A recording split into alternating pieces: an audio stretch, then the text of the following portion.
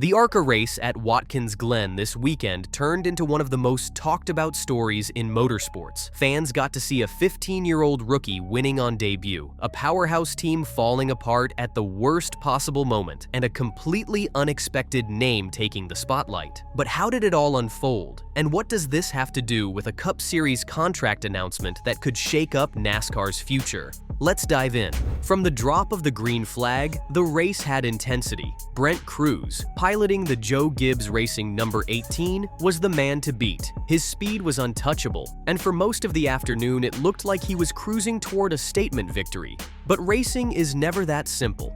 With only a handful of laps to go, disaster struck. An electrical issue took Cruz's car out of contention. Just like that, all of his dominance evaporated.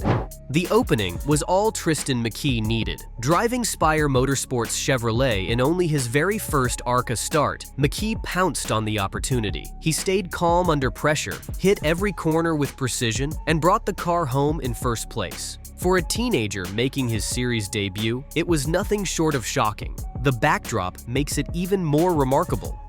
This was just Spire's second ever ARCA race as an organization. They're a small team still carving out their place in the developmental ladder, not an established powerhouse like Gibbs or Venturini. McKee himself wasn't a household name, at least not yet. Hardcore fans who follow the pipeline had seen his potential, with Bob Pockrass ranking him somewhere around 14th or 15th among rising prospects. But now, his stock just skyrocketed.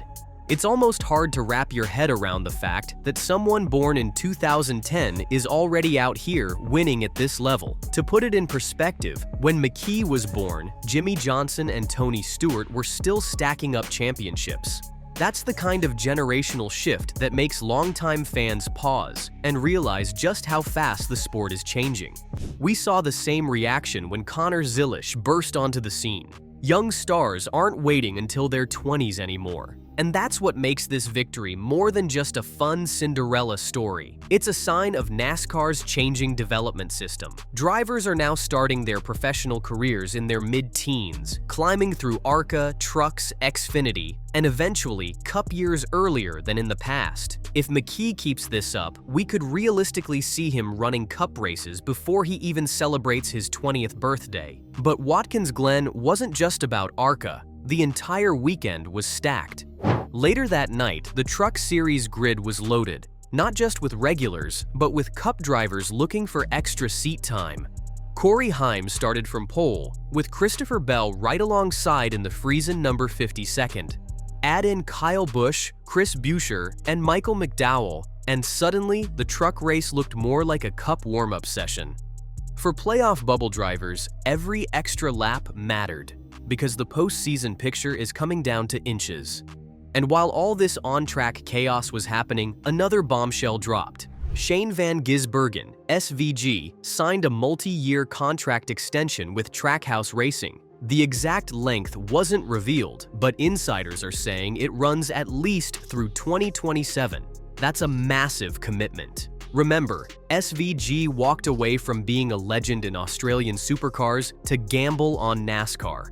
He had to learn stock cars, ovals, and a whole new style of racing. And the gamble is paying off. 3 wins in his first full Cup season puts him in elite company alongside names like Kyle Larson, Denny Hamlin, and Christopher Bell. What makes SVG special is his dedication. At 36 years old, most drivers aren't running Legends cars at local tracks just to practice ovals. But SVG is doing exactly that. He's not here for a paycheck. He's here to build a lasting NASCAR career. And with Red Bull and WeatherTech backing him, Trackhouse may have just secured its franchise driver for years to come. Watkins Glen, being a road course, could be the perfect place for him to celebrate that extension with another win. Of course, the Cup Series playoff picture looms over all of this.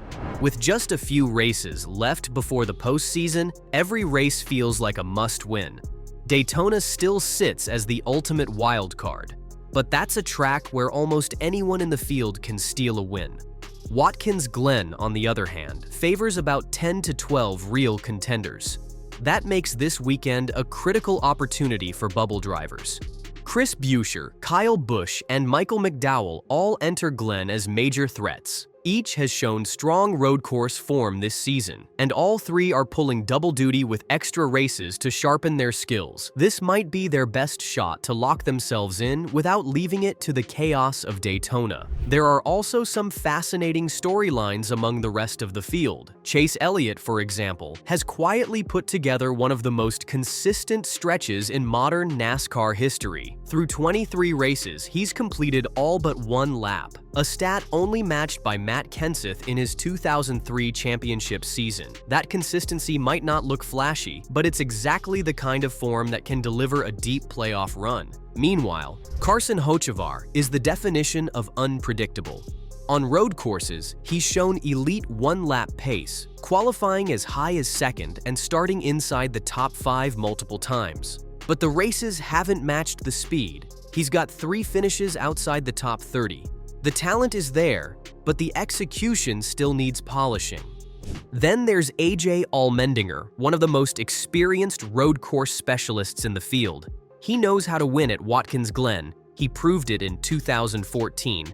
And he took the Charlotte Roval in 2022. But in 2025, luck hasn't been on his side. Strong qualifying runs have been undone by mechanical issues and wrecks. He'll need everything to fall perfectly into place to return to victory lane.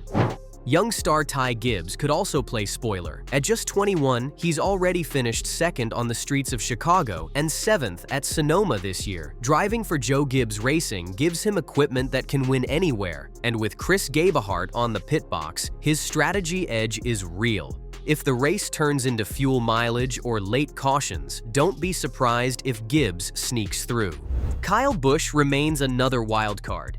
Even in a season where he hasn't been his sharpest overall, he's still managed 2 road course top 5s and led more than 40 laps at COTA. Few drivers can match SVG's pace head-to-head, but Busch is one of them. With Randall Burnett calling the shots, a crew chief who's won multiple road races with Tyler Reddick, the ingredients are there for an upset. And finally, the dark horse that may not be a dark horse anymore, Michael McDowell. His road course record in 2025 has been phenomenal. He's led laps in every single road course race this season and nearly toppled SVG at the Chicago Street Course before mechanical gremlins ended his day. This weekend, he's running double duty in both Xfinity and Cup, giving him even more track time at Glen. If his car holds up, McDowell could absolutely steal the show. So between a 15-year-old rookie shocking ARCA, SVG locking down his Cup future, and multiple playoff spots on the line, Watkins Glen has become one of the most pivotal weekends of the year. Before you head out, I want to know, who do you think leaves Glen with the headlines? Is it McKee cementing himself as the next big thing? SVG adding another win to his contract celebration? Or a veteran like Busch or McDowell spoiling the party? Drop your predictions in the comments, and don't forget to subscribe so you don't miss the fallout from this wild weekend.